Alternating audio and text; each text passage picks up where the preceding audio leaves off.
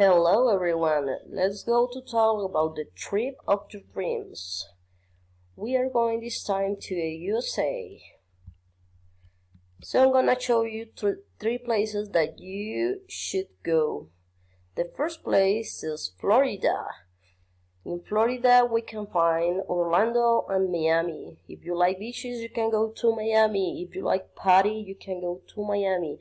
But if you have a big family or you want to spend a good time with your family, you can go to Orlando and you can find there the Disney parks.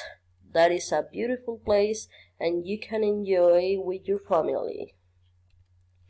The second place that we have in here is California.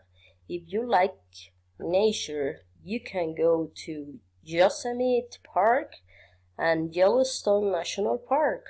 If you like nature too, you can go to Grand Canyon. But if you like gambling, we have a special place for you, Las Vegas. So let's go also to Hollywood. If you like movies, you can find the actor that you like. And if you want to take good pictures, we have a beautiful place, San Francisco. And the last place, but not the less important, we have New York. Yes, if you want some cold, you can go there.